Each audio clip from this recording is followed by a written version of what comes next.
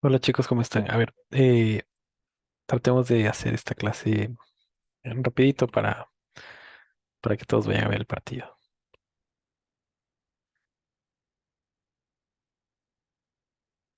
Esto ya vimos el día de ayer, creo que quedó súper claro. Eh, Déjenme un segundo, quiero ver si encuentro la foto de que les decía de los dermatomas. Bueno, hasta eso, esto ya vimos súper bien, esto ustedes incluso tal vez deberían acordarse del semestre pasado, si no se acuerdan no hay problema. eh, Todos nos olvidamos de las cosas, así que no pasa nada. Simplemente habría que repasarlo súper rápido. Saben que es algo un poquito fácil. Sobre todo para ustedes, porque ustedes ya, sea como sea, ya lo han visto un tiempo y todo. Entonces, eh, eso. A ver. Entonces, el día de ayer vimos, terminamos de ver vértigos, mareos, también vimos las causas neurológicas de parestesias, alteraciones de la sensibilidad. Ahora vamos a ver todo lo que es debilidad y parálisis. El objetivo de esto es que ustedes sepan otra vez acordarse cuál es el sistema motor, cómo funciona y qué pasa cuando se altera cada uno y qué síntomas te puede dar. ¿Ya?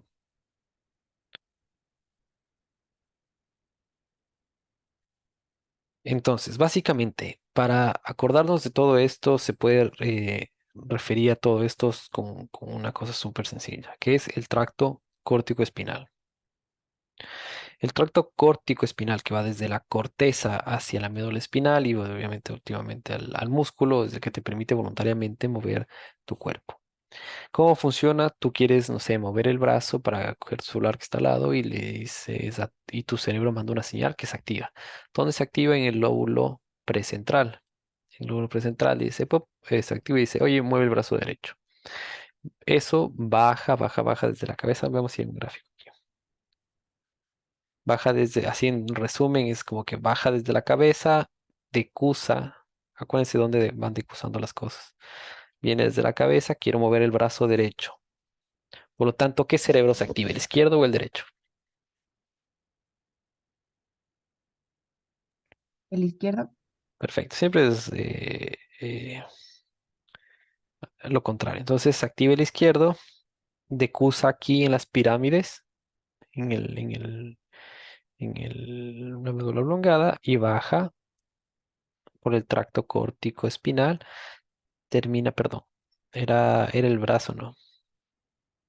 Viene por aquí, decusa, baja por acá y sale por la raíz anterior de la médula espinal y se va al músculo que quieran inervar. Ese es el tracto córtico espinal. Acuérdense, motorona superior hasta, hasta aquí, perdón, hasta aquí, que sale de la médula espinal y motorona inferior, todo lo que es de abajo. Es todo esto que acabamos de ver. Sistema motor es la corteza motora, que puede haber unas cortezas de asociación, que por ejemplo es para tocar la guitarra. Para tocar la guitarra no es un movimiento brusco, sino es un movimiento que tiene que ser un poco coordinado, con un poco de memoria, de asociación con el ritmo, con lo que tú te acuerdas, con la presión necesaria, con la fuerza. Eso también puede involucrarse. Em, Te sirve para básicamente todo esto que dice la corteza de asociación prefrontal, para evaluar la actividad específica. La parte parietal posterior te sirve para relacionar relaciones espaciales de los objetos, representación del espacio externo. Entonces, para tú decir, por ejemplo, en el ejemplo de la guitarra, decir, yo sé que la cuerda queda a un centímetro la cuerda de arriba de la de abajo, entonces solo muevo un poquito mi dedo. ¿Ya? No son áreas motoras, pero son necesarias para los movimientos sean adecuados en las necesidades y contextos. La corteza manda esa señal, baja, difusa las pirámides, pasa por el tallo cerebral, llega a la médula espinal, en los dedos periféricos, tiene el receptor en el músculo. La corteza premotora es la corteza esta que más que nada se encarga de los movimientos complejos, como dice aquí. Selecciona una selección de planes motores en base a estímulos visuales, puede ser.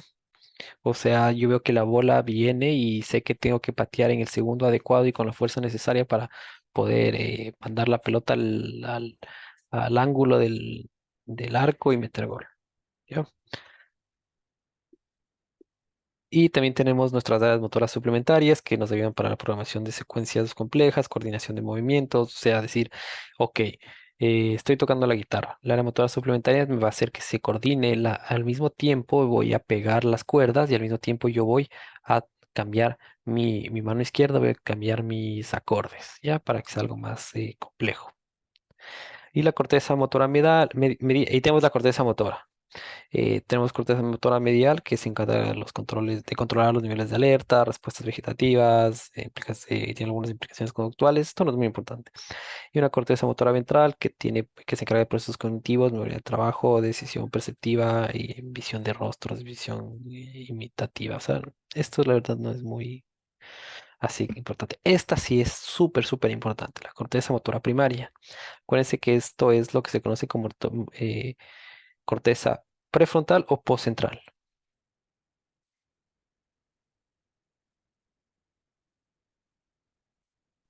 La motora es presental. Precentral, ¿ya? Es súper confuso esto, por eso podemos a veces decir precentral o postcentral. Yo como siempre me acuerdo es que lo postcentral eh, es lo somático, o sea, lo que se siente. También me acuerdo que lo sensitivo o la sensación, ¿por dónde entra? Por el asta dorsal o por el asta posterior. Y eso como que medio se asocia a que sea la corteza postcentral. Eh, Sin embargo, la corteza motora primaria se dice que es más que nada precentral, ¿ya? O sea que aquí tenemos un surco, que es el surco central, que divide el lóbulo frontal del lóbulo parietal. Entonces, todo lo que sea precentral adelante de esto es lo que se le conoce como la corteza motora primaria. Y esto sí manda comandos para movimientos individuales, secuencia de movimientos, codifican la fuerza, qué tan fuerte tienen que pegar, cuál es la dirección, cuál es la extensión, cuál es la velocidad. O sea, esto manda no sé si ustedes se acuerdan los ganglios de la base que hacen que te dicen, como que los ganglios de la base te dicen, mueve el brazo. Y tu corteza motora te dice, ¿quieres mover el brazo para tocar la guitarra? Vas a tener que moverle en esta dirección, con esta fuerza, con esta extensión y con esta velocidad. Y después ya básicamente solo va bajando por el tallo cerebral. Acuérdense que como tenemos un homúnculo sensitivo, tenemos un homúnculo motor y está representado. Pregunta que posiblemente se va a repetir. ¿Por qué creen ustedes que esto está representado así?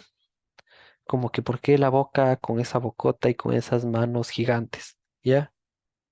¿Por qué creen que, que sea así? Porque necesitan mayor precisión de movimiento. Perfecto. ¿Necesitan más fuerza o precisión?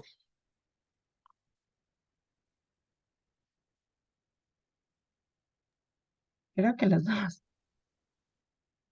¿Por qué creen que sea esto? ¿Porque la mano necesita mucha fuerza o mucha precisión? ¿O la boca necesita mucha fuerza o mucha precisión? Precisión. Necesitas precisión.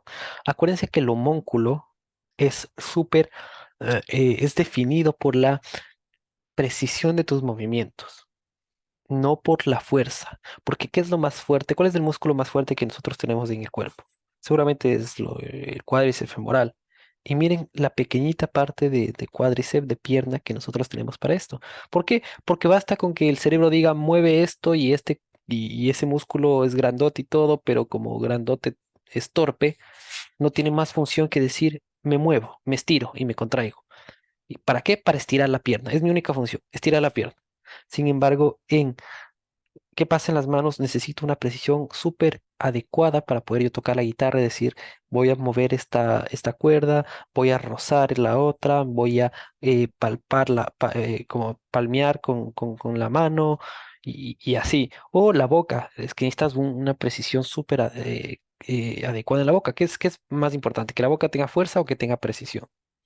Precisión. Precisión, porque no necesitas fuerza en la boca, no necesitas que sea preciso, o sea, necesitas poder mover los labios de la manera adecuada para poder articular las preguntas, incluido la lengua para poder eh, articular las palabras de una manera adecuada, poder decir bien las palabras. Entonces, por eso necesitas un montón. Por eso el punto es que tengas precisión en la lengua y no fuerza en la lengua. ¿Ok? Entonces, asocia mucho. Acuérdense que el homúnculo depende de la precisión y no de la fuerza. Es lo mismo que había, yo me acuerdo que les pregunté esto hace un semestre, que había una parte en la médula espinal que decía qué tanto ocupan en la médula espinal, en el haz córtico espinal, las fibras para los movimientos. Y te decía cuál ocupa más, el que tiene más fuerza o el que tiene más eh, complejidad o como que precisión. Y ocupaba el que tiene más precisión. Porque uno dice, no, pues este es un musculote, tengo que tener muchas fibras nerviosas. No, necesitas solo una que diga, actívate músculo y el músculo como es una función, dice estirar, se activa. Versus a que tengas que activar un músculo milimétrico para decir, actívate tú mientras se active el otro, mientras se active el otro para poder tú girar el pulgar de una manera adecuada. Ya, entonces eso es todo lo que vimos. Acuérdense que también hay centros reguladores de la modulación. Esto está incluido también en el cerebelo. ¿Se acuerdan en los tractos o los neuronas motoras alfa, gamma y todo eso? Ya, que ahorita los ganglios de la base que habíamos hablado, que los ganglios de la base también ayudan a modular. El cerebelo también están acuérdense del putamen, el globo pálido, etcétera, que ustedes ya vieron eso en el anterior semestre, que básicamente es las cosas que te ayudan a modular, a controlar el movimiento para que tú estires tu brazo para coger el celular y no te salga volando el brazo hasta la otra esquina del cuarto.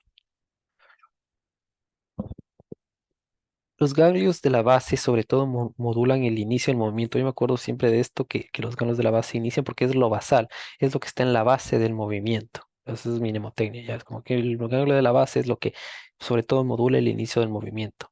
Y era todas estas conexiones, ¿se acuerdan de entre el globo pálido, la sustancia negra, los núcleos subtalámicos y todo eso que ya vimos en el anterior semestre? Aquí no se olviden que en el tallo cerebral existen más o menos a nivel de la médula oblongada o bulbo raquídeo, que es lo mismo, existe algo que se denominan las pirámides. Y las pirámides es por donde decursan el tracto espinotalámico, o sea, perdón, córtico espinal viene de acá a acá y decursa aquí. Por lo tanto, si tienes una lesión del cerebro, ¿esto es vista posterior o vista anterior?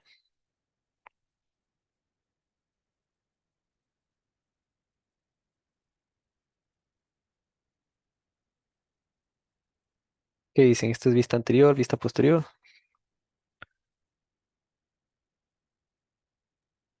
Anterior. Eh, Posterior. esta es más, esta vista se puede, es súper fácil de confundir, pero que nos ayuda un poquito a ver y decir esto es vista anterior, esto es vista posterior. Primero, ¿qué es esto grandote que tienes aquí? La formación reticular. No, la formación reticular es esta que llega hasta acá, la flechita que llega hasta acá. Son los Esto, pedúnculos cerebelosos. perfecto, los pedúnculos Ah, cerebelosos. ¿Y el cerebelo está hacia adelante o hacia atrás? hacia atrás. Hacia atrás, ¿ya? Entonces, obviamente el pedúnculo cerebroso va a apuntar hacia atrás. O si no, lo que siempre es súper característico es el colículo. Colículo superior y colículo inferior eh, siempre están en la parte de atrás, ¿ya? Bueno, entonces esta es vista posterior, por lo tanto este es del lado derecho del cuerpo. Si yo me infarto el lado derecho del cerebro, el hemisferio derecho, ¿dónde voy a tener síntomas? ¿En el lado izquierdo o en el lado derecho? ¿Dónde voy a perder la movilidad? ¿Lado izquierdo o lado derecho? Vamos siguiendo. Del lado izquierdo. Izquierdo. Del lado izquierdo, perfecto. ¿Y qué pasa si no me infarto el cerebro, pero me infarto o no sé, me voy donde el estudiante de tercer año de medicina, bueno, me voy donde el estudiante de medicina de segundo año y me quiere hacer la maniobra de Epley y me desnuca y me desnuca, ¿ya? Y aquí se me corta la médula en esta parte, solo la de un lado. Se me corta la médula del lado izquierdo. ¿Dónde voy a tener síntomas? ¿Dónde voy a tener síntomas motores? ¿En el lado izquierdo o en el lado derecho? O sea, ipsilateral o contralateral.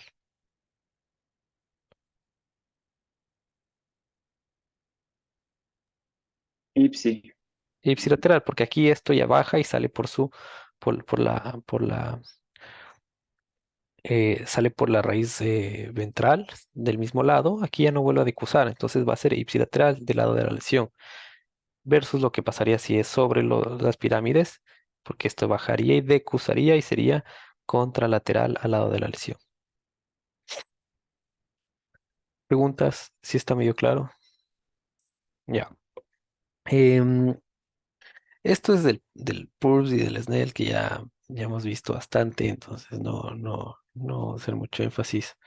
Ya vimos la corteza motora, el tallo cerebral, acuérdense de la médula espinal, cómo va bajando por el haz espinotalámico, perdón, córtico espinal, baja y nunca decusa, ya simplemente sale por su asta ventral o asta anterior. Puede ser esta, así y así ya. Y acuérdense que las fibras están agrupadas valga la redundancia, en grupos, dependiendo a dónde van. Por ejemplo, si ven como todas las del gastrocnemio eh, están agrupadas, todas las del solio están agrupadas y tienen predilección por ir a un cierto nivel espinal. Solo por saber, ¿alguien tal vez se acuerda qué hace el solio y el gastrocnemio?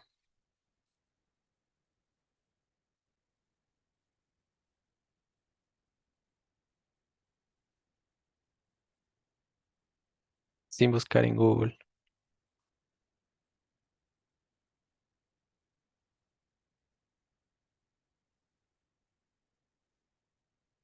Bueno, el solio y el gastrocnemio eh, lo que sirve es son los músculos de la pantorrilla, ¿ya? La pantorrilla está compuesta por dos músculos, el solio y el gastrocnemio, ¿ya?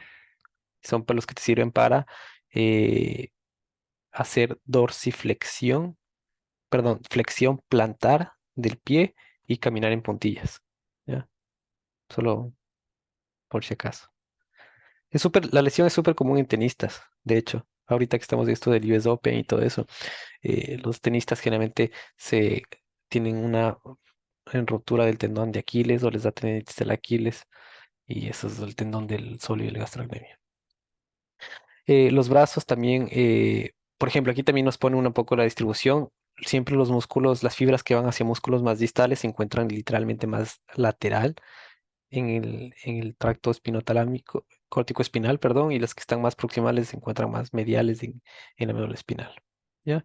Después ya sale el nervio, y ustedes ya saben, motor inferior, médulas espinales que salen a los nervios periféricos y llegan al receptor a los músculos. Ya tiene la unión neuromuscular, donde está la unidad motora que está compuesta por una fibra motora más una fibra muscular, perdón, una célula motora, un nervio motor más una neurona motora. ¿Se acuerdan esto que era?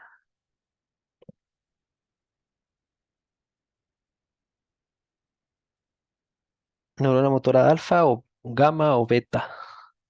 ¿Cómo se compone la unión neuromuscular? Eso fue pregunta de examen. Si no recuerdo mal, es una neurona motora alfa y el fascículo muscular que conforman para poder hacer la unidad motora. Perfecto, exacto. Ujú, ujú. Eh, la unidad neuromuscular está conformada por una unión neurona y músculo. Lo único que tiene que especificar es que neurona es las neuronas motoras alfa, ¿ya? ¿Por qué? ¿Qué hacían las gamma? Son las que están en los haces musculares. ¿Cuáles son las neuronas de tipo C? Son las del dolor. Las delta también son del dolor, ¿ya? Las terminaciones nerviosas libres también del dolor. Son poquitas que se tienen que aprender. ¿Cómo funciona el sistema motor? Esto no, ustedes ya saben cómo funciona esto gracias a una de las mejores profesores de la universidad. Ustedes ya saben cómo funciona perfectamente esto de la fisiología neuromuscular. El sistema motor es básicamente todo esto. Creo que ustedes ya están cansados de ver esto por todo el semestre que pasamos literalmente viendo todo esto. Ahora sí, patologías. Tenemos 22 minutos para terminar de ver las patologías.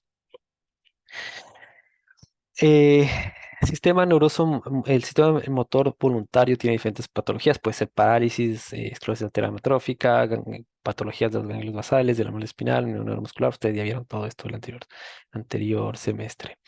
Vamos a hablar de la debilidad de parálisis. Como les digo, súper importante para este examen que ustedes sepan todas las terminologías de parestesia, anestesia, analgesia, disestesias, eh, ¿qué más era? Alodinia y etcétera. Y todo ese cuadrito que estaba más atrás.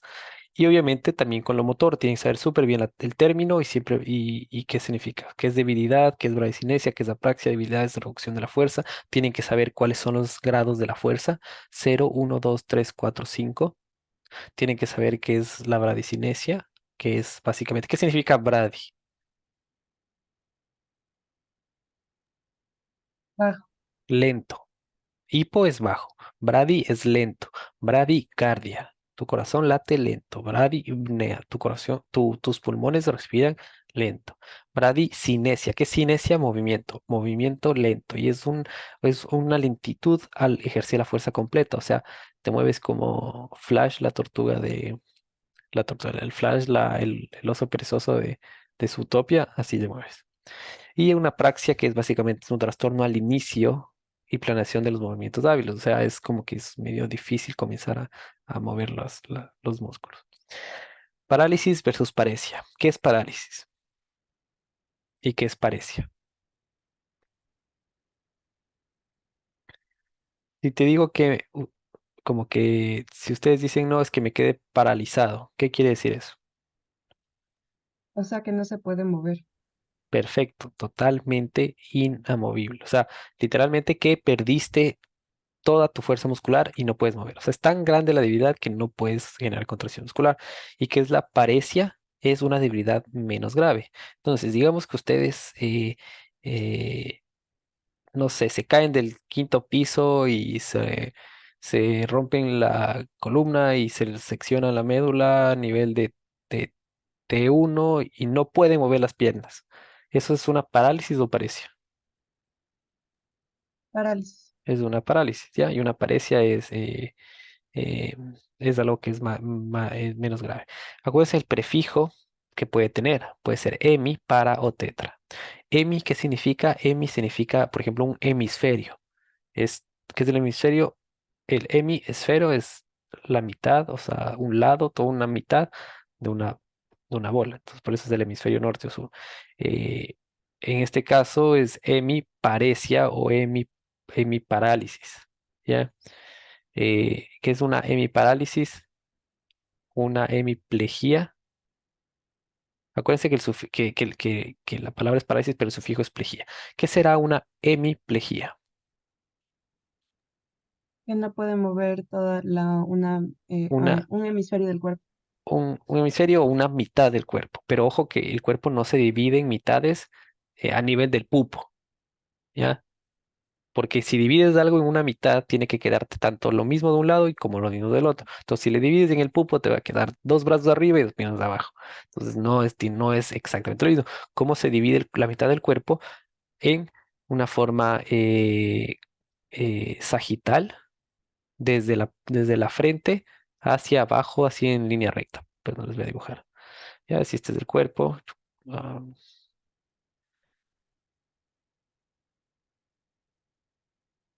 Ya, si este es el cuerpo, acuérdense que la mitad del cuerpo siempre, en todo lo que vean, es así, nunca así. ¿Ya? Entonces, ¿qué sería la hemiplegia? Que no puedas mover una mitad del cuerpo, la mitad derecha o la mitad izquierda. ¿Qué es una paraplegia? Es piernas, entonces, o sea, no significa piernas, pero como se dice parapléjico o paraparésico, es que el problema está en ambas piernas. Y tetra, ¿qué significa tetra? El, el, Cuatro. O sea, el los 4. cuatro miembros. Ajá, los cuatro. Sí, tetra significa cuatro. Entonces sería tetraplegia, que básicamente quedaste modo Superman o modo... te quedaste medio vegetal, ya, algo así. ¿Saben quién es? Eh, hasta ya me olvidé el nombre. ¿Saben quién es Paul Revere? Paul Revere. ¿Ustedes saben quién es? No, no es Paul Revere. Em, ¿Saben quién fue el Superman, el primer Superman? ¿Cómo se llama el nombre?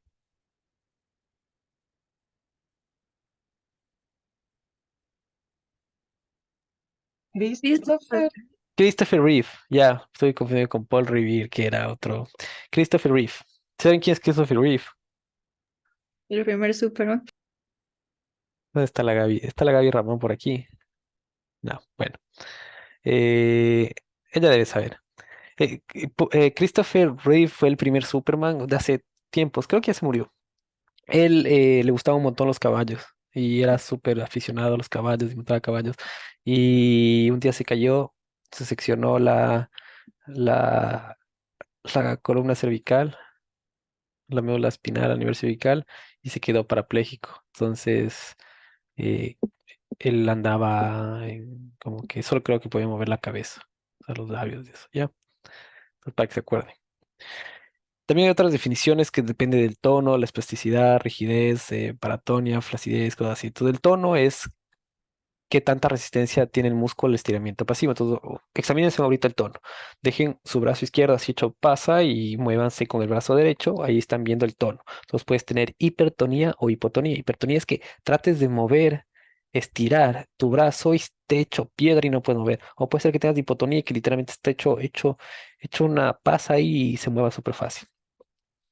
Espasticidad. ¿Qué se llama espasticidad? La espasticidad es estiren su brazo izquierdo lo más que puedan, ¿ya? Y traten de moverle, traten de ustedes doblarle. Eso es espasticidad. O sea, se quedó súper espástico. O sea, literalmente es un aumento del tono súper, súper grande de los músculos. ¿Ya? Y afectan a músculos que contrarrestan la gravedad, sobre todo los flexores de la extremidad superior y extensores de la inferior. ¿Qué es la rigidez? También es una hipertonía, pero esta ya es para toda la amplitud del movimiento. Ya, y generalmente esto es un trastorno extrapiramidal. La espasticidad generalmente creo que es para esto, o sea, para los flexores de extremidades superiores y extensores de inferior. Tienes paratonias, que es aumento de tono, que varían el grado en relación al grado de relajación. Está presente en toda la amplitud del movimiento igual, o sea, estirados o flexionados, y se asocia con enfermedades de los lóbulos frontales y una flacidez que es que esté de hecho pasa o flácido. Sí, Dominique. Andrés, no me quedó claro cuál es la diferencia entre espasticidad y rigidez. Ya, sí, creo que no quedó muy claro. Ya, entonces, eh, la espasticidad puede ser que se asocia más, como les digo, a músculos que contrarrestan la gravedad. Por ejemplo, los flexores de las extremidades superiores, que sería el bíceps, ¿ya? O los extensores del inferior, que sería el cuádriceps femoral, o, perdón, los isquiotibiales.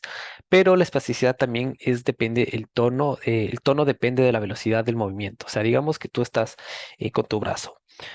Si ustedes tratan de mover o flexionar a su brazo, súper rápido, se les va a hacer súper difícil y se va a poner súper tenso. Eso es espasticidad. Pero si ustedes les comienzan a hacer más despacito, van a notar que el tono comienza a disminuir. Eso es espasticidad. Ya, y generalmente solo para los flexores o los extensores, un solo, o puede ser que solo sea en los primeros 10 grados de flexión del bíceps. ¿Ya? Mientras que la rigidez de siempre no depende de la velocidad y no depende del grado de, o la amplitud del movimiento. O sea, si es que le haces súper, o sea, si es que tratas de flexionarle un montón, siempre va a estar igual de rígido. Mientras que en la espasticidad puede ser que solo esté en la parte inicial de la flexión de la extremidad. No sé si quedó más claro. Ah, entonces es por eso que, o sea, por ejemplo, en la espasticidad era ese fenómeno como de la navaja y en cambio en la rigidez creo que era de la Perfecto. rueda dentada. Perfecto. Ya, perfecto. Entonces, ¿qué es ¿Han usado han jugado con una navaja? No sé si han visto que la navaja al inicio es súper difícil sacarle, Súper, súper difícil. Es como que tratan de sacar una navaja y no pueden y de repente ¡pop! Se abre y es súper fácil y se corta. Eso es espasticidad y es lo que se conoce como el signo de la navaja. Versus que la rigidez que, por ejemplo, la rueda dentada. Una rueda dentada, ¿saben qué es una rueda dentada, no? Una rueda que tiene Un gran dientes. Un engranaje, perfecto. Esa, ¿ya? Es como, ¿por qué? Se siente como una rueda dentada porque le tratas de mover el brazo y es como que ¡pop! Se libera, se vuelve a atorar, se libera, se vuelve a atorar, se libera, se vuelve a atorar, se libera, así como si ustedes estuvieran moviendo un engranaje, ¿ya? Se ve. Tienen otros signos como la atrofia, fasciculaciones, tono, bueno, pueden analizar estos signos como atrofias, fasciculaciones, tonos. Este cuadro es importante que ustedes sepan y sobre todo entiendan para su prueba. Esto va a ir un montón, este cuadrito. ¿Por qué? Porque ustedes tienen que saber identificar una neurona motora superior o una inferior. Primero, recapitulación. ¿Qué incluye la neurona motora superior? ¿Quién me puede decir?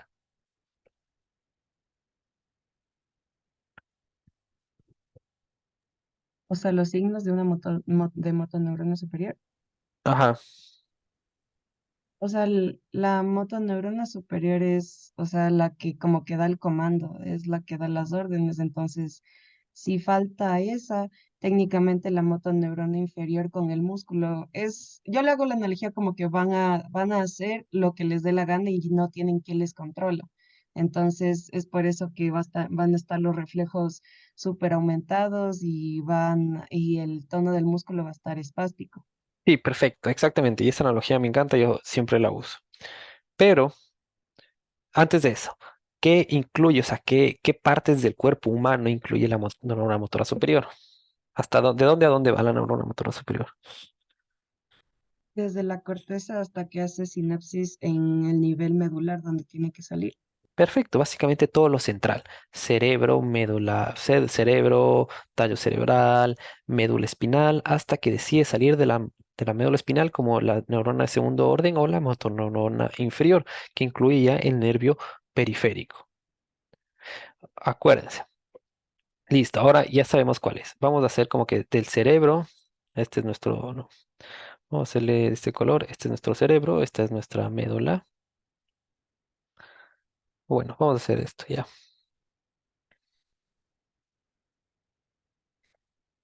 Nuestro cerebro eh, manda señales así, esto de CUSA, y después a lo que quiera salir, se manda así. Ya. Imagínense que nosotros tenemos un corte aquí. La motorneurona inferior va a dejar de recibir información. Y el haz córtico espinal solo sirve para decir contráete o excítate. No, también es, o sea, como que es controlarle, o sea, que no Perfecto, esté a cada rato. es controlar. Esto es solo un pinche nervio que está ahí botado, no tiene función de pensar. Lo que piensa es del cerebro. Entonces el cerebro le puede decir a este, decir, oye, estás muy contraído, relájate. ¿Qué pasa si yo corto esa información que viene del cerebro y se queda solo este nervio que puede funcionar por sí solo?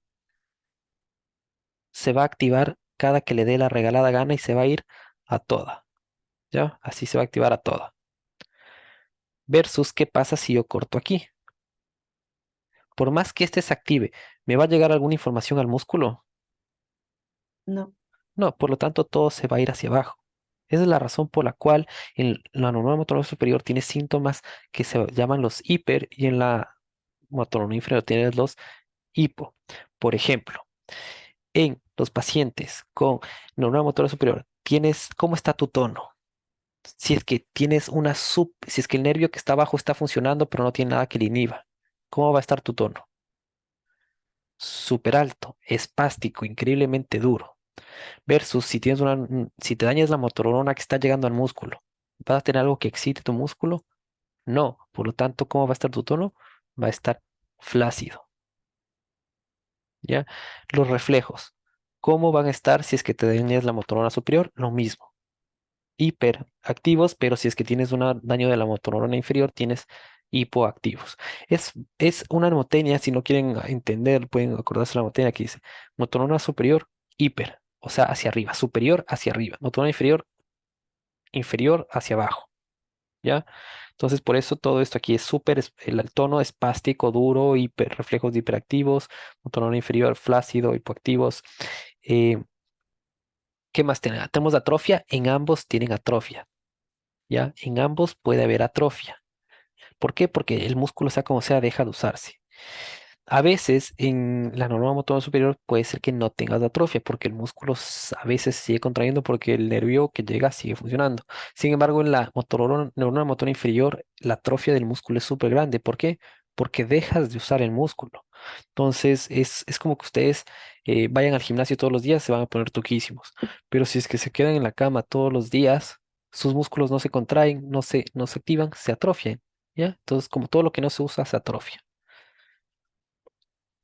Fasciculaciones no es común tener en la motora superior, pero sí en la inferior. Cuando tienes daño en la motora superior, sí es frecuente tener las fasciculaciones.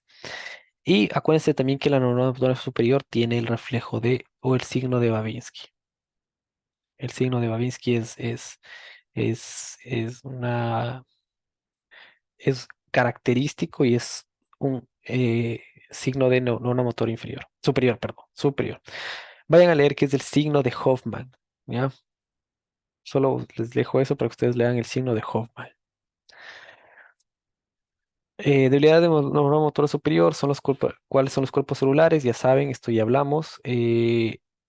Los axones de la neurona motora superior descienden, por la sustancia blanca subcortical, los extremos de la cápsula interna. Ustedes ya saben todo esto, neuroanatomía. Los axones del sistema piramidal o corticoespiral descienden hacia el tallo, pasan por el tronco cerebral del mesencéfalo, la base de la protuberancia y las pirámides, en la unión cérvico-medular, los axones decusan, eso es lo que se conoce como las pirámides, después bajan, eh, van bajando y tienen algunas vías bulboespinales, ¿ya? Hacia el techo del mesencéfalo. Esto no es muy importante. Como les digo, hay un centenar de vías por poco. Y lo único que ustedes tienen que aprender, sin nunca olvidarse, son tres. La vía espinotalámica, córtico-espinal, cerebelosa y también la columna dorsal, ¿ya? Esto es puro, puro que ya vimos. Características de la lesión de neurona motora superior, ustedes tienen que saber esto. Son lesiones de las neuronas o axones descendentes, tienen debilidad por activación reducida de las neuronas motoras inferiores, o sea, las neuronas motoras inferiores no se activan. Sin embargo, las neuronas motoras inferiores pueden activarse por sí solas y por eso tienes hipertonicidad, hiperreflexia, etcétera. Tienes afectación de los músculos distales más graves, espasticidad puede o no ser aguda. eh, y los movimientos repetitivos, rápidos, son lentos y torpes, pero ritmo, ¿no? Eso no tiene. ¿Qué pasa si yo corto una neurona motora inferior? El músculo que literalmente está llegando, el nervio que está llegando literalmente al músculo, obviamente no va a haber nunca algo que pueda hacer que esto se contraiga, nunca va a llegar una señal que diga contraete, entonces siempre en la neurona motora inferior vas a tener debilidad, debilidad. En la neurona motora inferior vas a tener eh, también debilidad, pero sobre todo en esta, perdón, es la flacidez. ¿Ya? Esto es lo que ya les dije. Son trastornos de los núcleos motores del tronco del encéfalo y hasta anterior de la médula espinal. Véanlo como desde que sale de la médula espinal hacia afuera. Tienes disfunción de las acciones del trayecto hacia el músculo estriado, tienes debilidad por descenso de fibras musculares que se pueden activar, debilidad por interrupción de conexiones de los músculos. La debilidad puede generarse por neurona motora inferior o superior. Ya no es que si te dañas la neurona motora superior te vas a volver súper fuerte. No. Ambas te dan debilidad, solo que hay esas otras cosas. Sí, Dominique. Andrés, y una pregunta. ¿Las fasciculaciones en lesión de motoneurona inferior, o sea, se mantienen durante un largo periodo de tiempo o solo, digamos, en el cuadro inicial, ¿Dónde están las fasciculaciones? ¿En cuál motorona superior o inferior? en la inferior? Eso puede ser que se mantenga, son más comunes en las primeras fases, pero puedes mantenerse. Y obviamente en algún punto se te va a atrofiar tanto el músculo por desuso que ya no vas a tener ni siquiera fasciculaciones. Pero básicamente sí, son un montón en el periodo agudo y pueden llegarse a mantener crónicamente. Acuérdense que son las neuronas gamas. Esto es sobre todo para el reflejo de estiramiento o el reflejo o los reflejos osteotendinosos. ¿Qué pasa si yo tengo una lesión de motorneurona superior, aquí arriba? ¿Ya? Y le pego al nervio, se estimula un nervio aferente, le pego al tendón para ocasionar el reflejo. Esto genera un reflejo que entra por aquí y activa esta neurona. Pero generalmente aquí debería haber una motora superior que le dice aguántate, no te contraigas tanto. Por lo tanto, pero esto se perdió. Por lo tanto, la neurona motora superior tenemos hiper o hiporreflexia. Hiper. Hiperreflexia, porque no hay algo que le controle. Pero, ¿qué pasa si yo corto aquí? Por más que le pegue a la rótula y esto me diga contráete o relájate, va a haber una señal que llegue al músculo para que se contraiga. No. Por eso tienes hiporreflexia. Reflexia. Eh, Hay que también hablar de la debilidad miopática o psicógena. Eh, Aquí les puso les puso me acuerdo que el David les puso este cuadrito aquí porque esto que venía aquí no es muy importante. Ustedes tienen que acordarse solo esta parte de la debilidad miopática o psicógena, porque así como hay trastornos de la sensibilidad psicogénicos, también hay de la parte motora. Por ejemplo, la atrofia, o sea, es súper fácil fingir que estoy débil. Decir, no, no puedo mover, mira cómo me muevo. Sin embargo, es súper difícil fingir atrofia, porque no puedes fingir que nunca usas tus músculos, porque ya te dejan de ver y comienzas a usar y eso evita que te da atrofia. Las fasciculaciones no se pueden fingir. El tono es variable. Es como que muy pocas personas saben cómo, o el cuerpo humano, porque no todas lo hacen conscientemente. Hay muchas personas que tienen esto psicógeno por trastornos psicogénicos que no lo hacen queriendo, o sea, no lo hacen, no lo hacen con la intención de hacer eso, sino su cuerpo, su mente. Entonces, no va a coincidir mucho el examen físico, el tono puede ser variable, puede ser que esté alto, bajo. La distribución de la debilidad generalmente en la psicógena es variable, o sea, es incompatible con, como que, o sea, no encuentras algo que sea razonable. Es como que decir, no, esta persona tiene debilidad solo en el tobillo y en la muñeca izquierda. Es como dices, eso no tiene ninguna relación, no, no es normal. Mientras que en la miopatía sí vas a tener una debilidad, sobre todo proximal y es más, tiene más sentido, más lógica. Los reflejos por estiramiento muscular, generalmente en la miopatía son hipoactivos, mientras que en la psicógena son normales. Y el signo de Babinski, obviamente, en la miopatía está ausente y en la psicógena también está ausente. ¿Ya?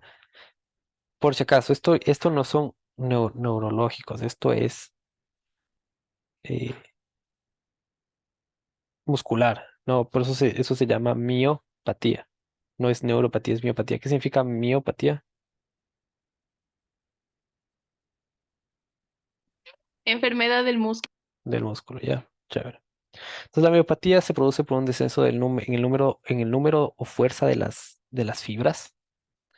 Esto puede ser una electromiografía, es un estudio que estudia, valga la redundancia, cómo se contraen las fibras musculares con respecto a la activación nerviosa. O sea, eso dice, mira, acaba de llegar un estímulo nervioso y analiza qué tanto se contrajo un músculo.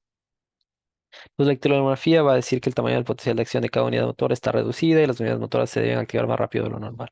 Ya, y bueno, o sea, básicamente encuentras que la electromiografía está alterada. En la psicógena no hay una causa orgánica identificable y es incongruente. La gravedad de los síntomas con la historia, con la electromiografía que sale normal y cosas así. Distribución de la debilidad. De mi parecer, acuérdense que es paresia significa debilidad o parálisis total. Habilidad. Debilidad. Plejía es parálisis. Entonces, la lesión de la notoria superior por arriba de la parte intermedia de la médula espinal cervical, eso es lo que te genera hemiparesia, puede ser que afectación de solo un lado de la médula espinal. Tienes que saber localizar los déficits neurológicos. O sea, es súper importante que que viene un paciente con hemiparesia o hemiplegia, ustedes decir, ya. no solo decir, sí, esto se llama me parece, sino tú tienes que diagnosticar, decir dónde está el trastorno, dónde está el problema. Y para eso tienes que guiarte de otros síntomas. Por ejemplo, si tiene trastornos del lenguaje, ¿será que se dañó el nervio periférico? No, No, debe ser algo donde está el centro del lenguaje, por lo tanto debe ser una lesión en el cerebro. Si tienes defectos en los campos visuales, ¿será que se dañó el nervio de la pierna? No, puede ser igual del cerebro, puede ser lesiones hemisféricas corticales o corticales. Eh, déficit puro, o sea, déficit puro, cara, brazos, pierna. Esta es una cosa que ustedes deben saber. El único lugar donde tú vas a tener, porque puedes infartarte una parte del cerebro y te va a dar debilidad solo en la pierna o en la cara y en el brazo. El único lugar donde te genera un daño que te cause debilidad en la cara, en el brazo y en la pierna es en la extremidad posterior de la cápsula interna. ¿Ya? También el pedúnculo cerebral o una parte superior de la protuberancia. Pero generalmente eso es sinónimo de la cápsula interna. Acuérdense que la cápsula interna es una cosa así, que va así. Y aquí es donde convergen todas, pero absolutamente todas las fibras de las córtico espinal. Ya es el único lugar, porque es el único lugar donde convergen y si es que te lesionas aquí, por alguna razón, se pierde todo, de cara, brazos y piernas, porque puede ser que te dé un infarto y se pierda acá, pero se perdió solo de esta fibra que no se puede ser de la cara, mientras que el de la pierna sigue intacto. Puede ser una parálisis cruzada y eso ya puede ser más que nada por problemas en el tallo cerebral. Y puede ser que tengas ausencia de déficit de pares craneales o sensibilidad facial y eso puede ser una lesión de de la porción superior de la columna cervical. O sea, ya si la cara está normal, lo más probable es que no fue en el tallo cerebral. El Brown Sequard, que ustedes ya seguramente se pueden acordar bastante, ustedes ya saben qué es lo que pasa, cómo es la fisiopatología. eh, Se infarta un lado de la médula espinal y vas a tener síntomas de obviamente todos los tractos que están por aquí. Tracto espinotalámico, córtico espinal, columnas dorsales. Ustedes tienen que siempre saber, solo saber de qué lado va a ser. Si se infarta la médula espinal de un lado, de este lado que digamos que es del lado izquierdo, ¿dónde van a tener síntomas motores? ¿En el lado? el mismo lado, En el mismo lado, perfecto. Y síntomas sensitivos, ¿van a tener del lado ipsilateral o contralateral? contralateral. Contralateral, porque aquí van a venir las fibras del haz espinotalámico ascienden, decusan y suben. Entonces, aquí se perdió esto y vas a tener pérdida de la sensibilidad del lado contralateral. Causas de hemiparesia, depende de si es agudo, subagudo, crónico. Aguda puede ser lesiones estructurales focales, o sea, te clavaron un cuchillo o algo, no sé, un hematoma que se expandió rápido. Subagudo puede ser un hematoma subdural, sobre todo los crónicos, trastornos infecciosos, inflamatorios, puede haber algo crónico, generalmente lo crónico generalmente son cánceres porque van creciendo lentamente y van aplastando lentito las fibras. Puede ser una malformación vascular, una enfermedad degenerativa, no sé, una enfermedad como el ELA, como el ELA o la esclerosis. Pero es, bueno chicos, no sé cuánto falta. Solo déjenme ver cuánto falta. Faltan 9 diapositivas, vemos si podemos acabar ya. Las parecias, las paraparesias pueden ser agudas o crónicas. Agudo generalmente es una lesión intraespinal. Subagudo crónica puede ser trastornos crónicos de la médula espinal. Pueden ser miopatías, tener un trastorno neuromotor inferior. Pueden ser, si es que tiene signos hemisféricos, o sea, solo de un lado del cuerpo, puede ser como un meningioma, que es un tumor en el cerebro o una hidrocefalia crónica. Y eso. Síndrome de la médula central. Síndrome medular central, ustedes ya saben. Creo que ya hablamos del otro día de esto. Viene la neurona del tracto córtico espinal, ¿ya? Y eh, va a salir, ¿cómo? Hay un cuadrito súper chévere que no sé si les puso el que hizo la presentación.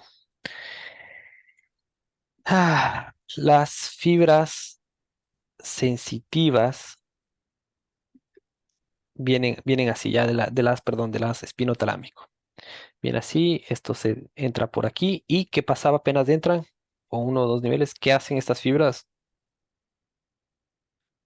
Las fibras de las espinotalámico. De Entre curso. 8 minutos Decusa. en 2 minutos entro a la otra clase. Ok. Mami, solo eh, hoy, solo es un día, no. Pero te quedas 2 horas. ya, en un día, ay, en el haz espinotalámico entra y aquí lo que hace es decusar. Sale la segunda neurona de segundo orden y decusa. ¿Qué es lo que pasa por aquí? Y sube por el haz espinotalámico. Lo que pasa por aquí es que este canal que está aquí, este canal que está aquí, se expande, ¿ya? Y comienza a ir aplastando las fibras que están más cercanas. ¿Y cuáles son las que están más cercanas de aquí? Las del brazo y el hombro. Mientras que las de la pierna generalmente pasan súper lejitos y se salvan de ser aplastadas. ¿Qué pasa si aplastas las fibras que van llevando la información sensitiva de los brazos y las piernas? Perdón, de los brazos, los hombros, la mano, y no aplastas las de las piernas. Tienes una falta de sensibilidad ¿en dónde? En los brazos o en las piernas. Los brazos. En los brazos, ya. Porque si es que no tocas las fibras sensitivas de la pierna, no vas a tener afectación de la parte sensitiva de las piernas. Eso es lo que se llama la parte de sensibilidad en la distribución de capa, ya. Es como una capa. Todo eso, imagínense que es una capa, todo eso deja de sentir. Y es bilateral, porque también las fibras del otro lado también hacen lo mismo, decusan, y es bilateral. Ya, entonces la clásica señora que viene porque se quemó de la cocina. ¿Por qué se quemó? Porque estaba cocinando y no sintió que el sartén estaba hirviendo cuando la agarró. ¿Por qué no sintió? Porque no sirve su haz espinotalámico. Mm, bueno, muchachos, creo que nos vamos a casar. Esto ya nos les va a tocar leerse a ustedes. Ustedes ya saben, Guillain-Barré, parálisis facial y eso. Ok. Mañana va a ir una compañera a tomarles el examen. Cualquier cosa, cualquier pregunta, eh, me escriben o me avisan, ¿ya? Listo, chicos. Un gusto y nos vemos.